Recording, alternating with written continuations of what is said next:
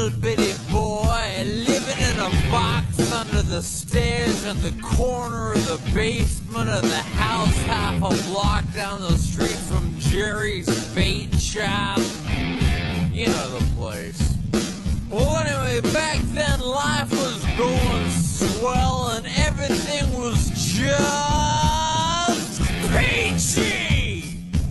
Except, of course, for the undeniable fact that every single morning my mother would make me a big old bowl of sauerkraut for breakfast. Big bowl of sauerkraut! Every single morning! It was driving me crazy!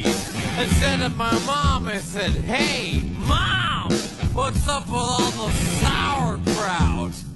And my dear sweet mother, she just looked at me like a cow looks at an oncoming train. And she leaned right down next to me. And she said, "It's good for you!" And then she tied me to the wall and stuck a funnel in my mouth and force-fed me nothing but sauerkraut until I was 26 and a half years old. That's when I swore that someday I would get out of that basement and travel to a magical, faraway place where the sun is always shining and the air smells like warm root beer and the towels are oh so fluffy, where the Shriners and the lepers play their ukuleles all day long and anyone on the street will gladly shave your back for a nickel. Waka waka doo-doo, yeah! Well, let me tell you people, it wasn't long at all before my dream came true. Because the very next day, a local radio station had this contest to see who could correctly guess the number of molecules in Leonard Nimoy's butt. I was off by 3, but I still won the grand prize. That's right, a first-class one-way ticket to Albuquerque.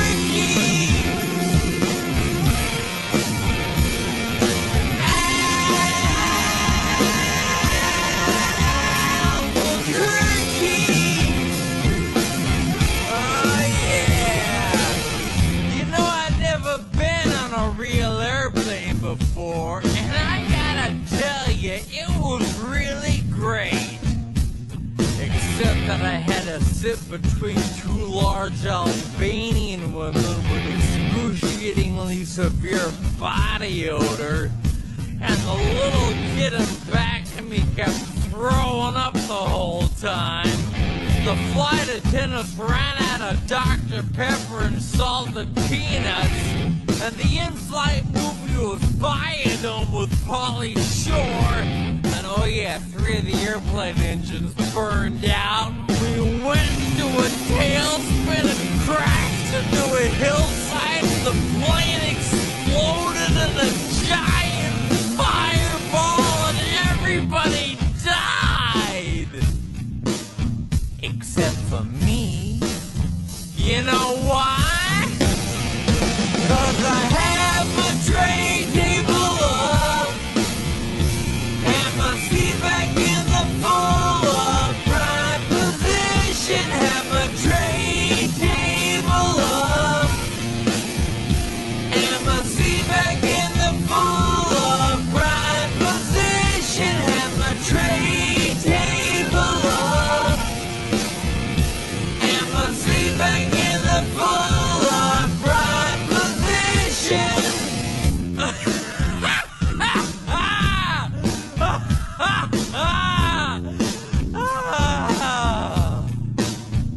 So I crawled from the twisted, burning wreckage I crawled on my hands and knees for 3 full days, dragging along my big leather suitcase and my garment bag and my tenor saxophone and my 12-pound bowling ball and my lucky autographed glow-in-the-dark snorkel. But finally I arrived at the world-famous Albuquerque Holiday Inn, where the towels are oh so fluffy, and you can eat your soup right out of the ashtrays if you wanna. It's okay, they're clean. Well, I checked into my room and I turned down the AC and I turned on the Spectrovision, and I'm just about to eat that little chocolate mint on my pillow that I love so very, very much, when suddenly there's a knock on the door. Well, now who could that be? I say, who is it? No answer. Who is it? There's no answer. Who is it? They're not saying anything. So finally I go over and I open the door, and just as I suspected, it's some big fat hermaphrodite with a flock of seagulls haircut and only one nostril. Oh man, I hate it when I'm right. So anyway, he burst into my room and he grabbed my lucky snorkel, and I'm like, hey, you can't have that! That snorkel's been just like a snorkel to me. And he's like, tough. And I'm like, give it. And he's like, make me. And I'm like, okay.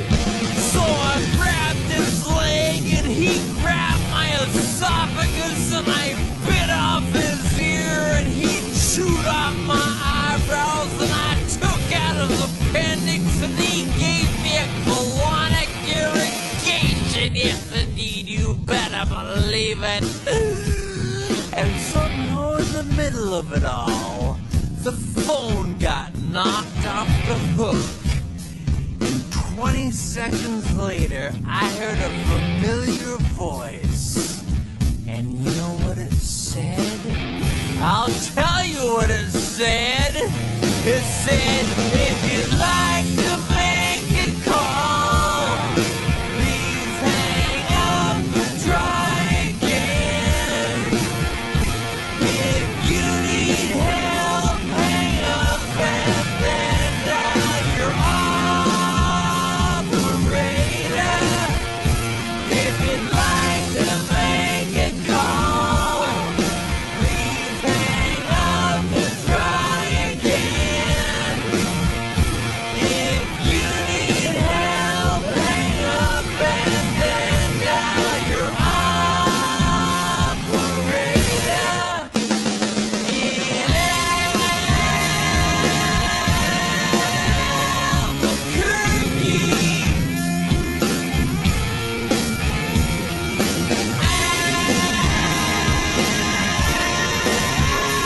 Albuquerque. Well, to cut a long story short, he got away with my snorkel. But I made a solemn vow right then and there that I would not rest. I would not sleep for an instant until the one-nostriled man was brought to justice. But first I decided to buy some donuts.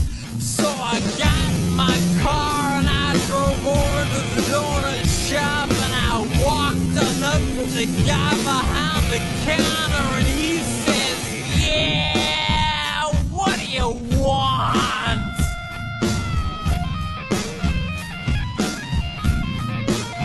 I said, you got any glazed donuts?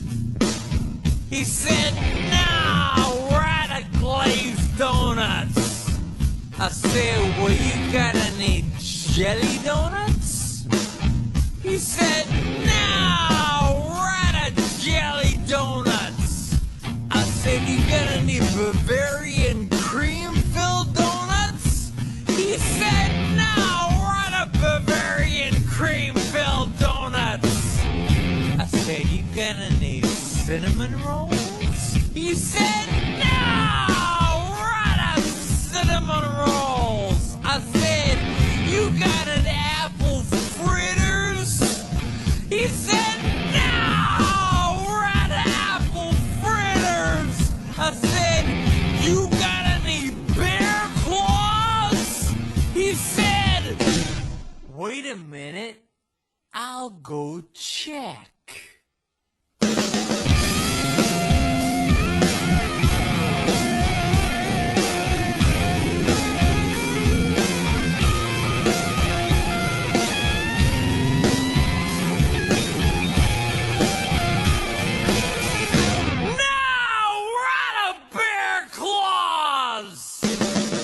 I said, well, in that case, what do you have? He says, all I got right now is this box of 12 starving, crazed weasels. I said, okay, I'll take that. So he hands me the box, and I open up the lid, and the weasels jump out. They immediately latch onto my face and start biting me all over. Oh man, they were just going nuts. They were tearing me apart. You know, I think it was just about that time that little ditty started going through my head. I believe it went a little something like this. Oh, get him off me! Get him off me! Oh, get him off! Get him off! Oh, get him off! Get him off me!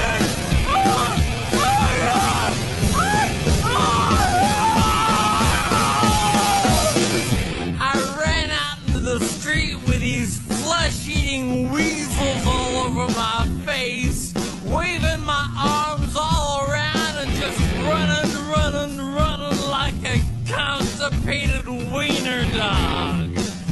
And as luck would have it, that's exactly when I ran into the girl of my dreams. Her name was Zelda. She was a calligraphy enthusiast with a slight overbite and hair the color of strained peaches. I'll never forget the very first thing she said to me. She said, hey, you got weasels on your face. That's when I knew it was true love. We were inseparable after that. Oh, we ate together, we bathed together, we even shared the same piece of mint-flavored dental floss. The world was our burrito. So we got married and we bought us a house and had 2 beautiful children, Nathaniel and Superfly.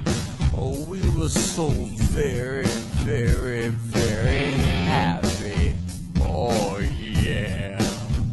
But then one fateful night, Zelda said to me, she said, Sweetie Pumpkin, do you want to join the Columbia Record Club? I said, whoa! Hold on now, baby! I'm just not ready for that kind of a commitment! So we broke up and I never saw her again, but that's just the way things go!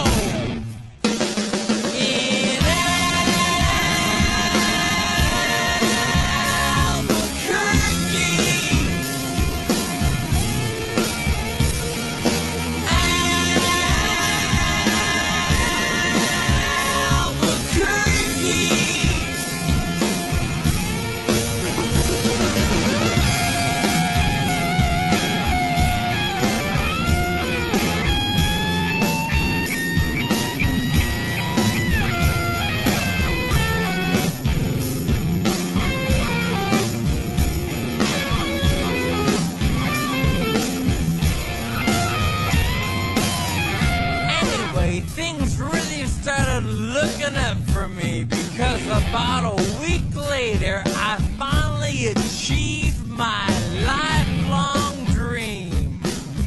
That's right, I got me a part-time job at the Sizzler. I even made Employee of the Month after I put out that grease fire with my face. Oh yeah, everybody was pretty jealous of me after that.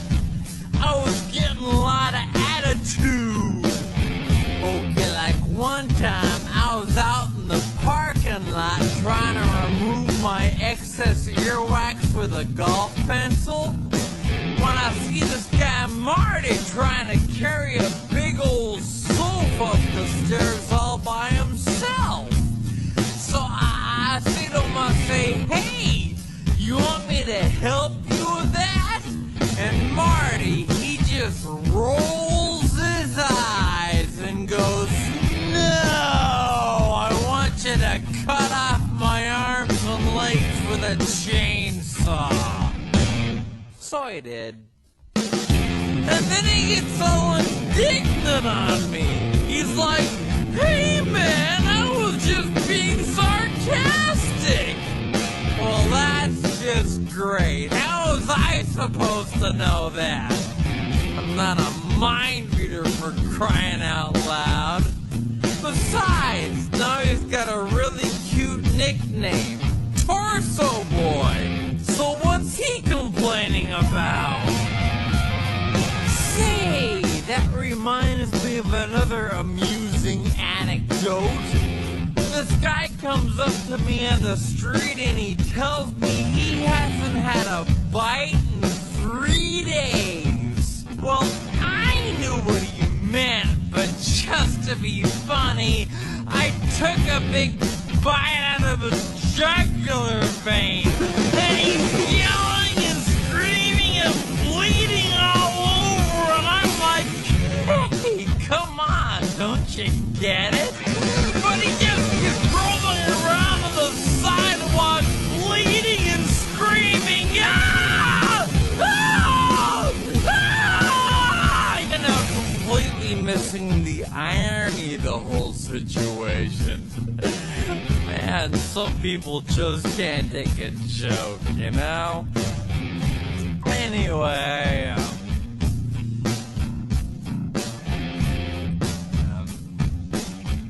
where was I? Kinda lost my train of thought. Okay, anyway, I know it's kind of a roundabout way of saying it, but I guess the whole point I'm trying to make here is I hate sauerkraut! That's all I'm really trying to say.